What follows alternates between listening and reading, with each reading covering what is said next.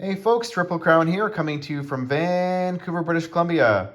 Happy belated holidays. Sorry for the delay. This is an Allied round summary, round 7, Operation Sire Blood. Just wanted to shout out to all the folks, wishing everyone a happy holidays. I've been very busy. Hunt Like David has been very busy, so we put the game on pause, but we are back. And let's talk about maybe the most exciting thing that happened for the Axis. Well, they captured Cairo. So I feel Cairo is the most important, maybe gateway into the Indian Ocean and also into the Med, depending on which way you're going. So the Germans came in and they lost a tactical and a few ground units, but the British lost about 10. So you can see the entire Luftwaffe joined them. So very successful German 1-2 punch with the Italians. So the Germans have many options now. The Germans also went into Turkey. So they attacked Turkey. And they are headed now many places. You can see up here in Russia, they are now headed towards either the Caucasus or towards the new Russian capital, which is Novosibirsk. And they have about 30 ground units, maybe 40, maybe 45, not sure. They can either head south or start heading east. So now that the British did take back Transjordan with 2 infantry, so the Italian fleet will have to wait one more turn before heading south out into the Indian Ocean, if that's what they choose to do. Maybe they're going to head into the Atlantic and make the Americans really think. So the Italian Navy has many options, but now there is many options over here in Africa. So the Italians are about to gobble up now the entire Horn of Africa, and there is not a British Navy left to do much about it. So they're trying to now put up a solid defense in South Africa. The Italians also annexed Spain last turn, so they do have a sizable navy here sitting off of just the coast of Spain. Those are all the yellow boats and the mix of brown boats. But that also activated Portugal. So the Portuguese are now in the fight. They responded with their naval transport and they took back Gibraltar. And they did that specifically to prevent the Spanish Navy from getting out next turn. So Gibraltar is closed for business, at least for one more turn. The British here in the Middle East are on their last line of defense as a large wrath of Italian and German fast movers are headed from 3 different directions, from Turkey, from the Caucasus, and also now from Cairo. So it's going to be basically a running retreat into the Middle East and also towards South Africa. But the British, they sacrificed their entire navy that was wiped out by the Japanese last turn. And I don't even know if the Japanese suffered a hit.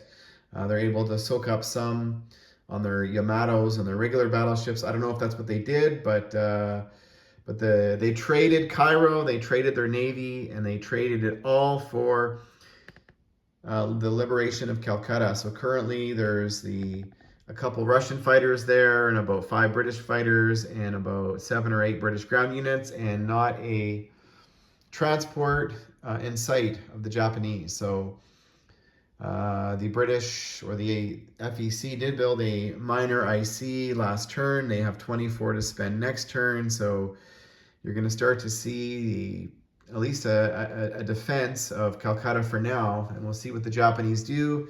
The KMT liberated Singapore last turn. So good for them. The Japanese can take it back. There's about 20 units or so there. So we are playing low luck. So Japan does have 5 transports in the water and their entire air force. So if they want to come take back Singapore, they can. There's about 4 ground units in Siam, and there is a follow-up in Burma. There's also a follow-up in Yunnan. So the KMT has a healthy economy. They're 18 last turn. Now the Burma Road is open, so they're able to produce 6 units a turn. Over here, the Japanese Navy is a little bit out of position. They are not at a naval base. Well, they are here. They've got 5 submarines there, so they're at a naval base there, but they are not at a naval base in Calcutta, and the KMT scorched their naval base and air base in Siam, so that is a problem, at least for the Japanese, for 1 or 2 or 3 turns, maybe out of position. So the Anzac took full advantage. They came and they liberated the Dutch East Indies from the Japanese. They dispatched an infantry there. The Philippines is still vacated. The Japanese, I think, are kind of setting a little bit of a trap in the sense that whatever the Americans come in, they would not have been able to protect it from a Japanese basically counterattack coming from a different direction. So they did not want to lose their ground units. However, the Japanese are building a little bit of a wall here in Asia. And the Russians are sort of doing a slow retreat back to their capital. They do not want to lose their capital. They have about 14 or 15 units sitting there in Novosibirsk, and the units from Moscow are going to be joining them soon. So they are going to be having a defense of about 40 units pretty soon. The Americans did lend lease or tried to lend lease the Russians 16 IPP. Half of it was not intercepted, but didn't make it. So the Russians have just over 30 IPP to spend next turn. And Japan is still building a ton of Navy. And at least they still have some naval transports on the board. And the Americans responded by moving their entire Navy, now 3 sea zones away from Tokyo. They've got the capacity to load 5 naval transports. So that's going to at least force Japan to build in Tokyo now instead of maybe building some Navy, and maybe, basically reinforce their Navy all up here in sea zone 125 or 124. The America is split their economy almost 60-40. So they did build a carrier. This whole American Navy is all in Midway, so it's all spread out. But this Navy over here sitting off San Francisco was just built last turn. So that's kind of what's happening over here. There's 6 or 8 American ground units sitting in South Africa.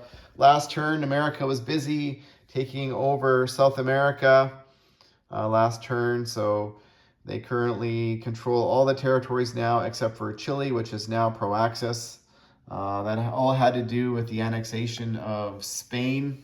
Immediately flips Argentina and makes Chile pro-Axis, which activates all of basically South America to fight. So kind of fun, but hey, maybe this is a sideshow here that the Americans and the British might have been better off doing a landing in Western Germany, and we'll get into reasons that in a second. But there's resources down here. There's an oil territory, and Brazil is also a resource, but there's a naval base here.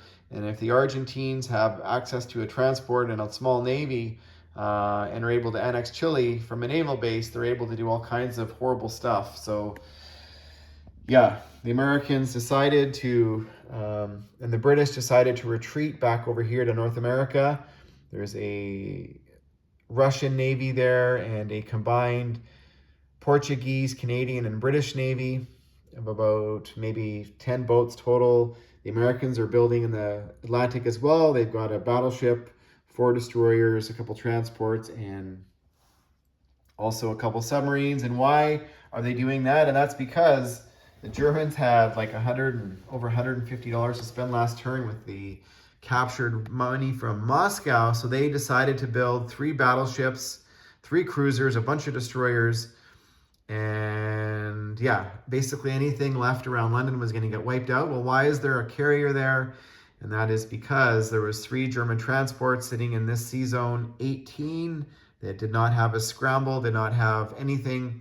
So the British flew their 2 fighters from Liverpool with a movement arrangement of 5.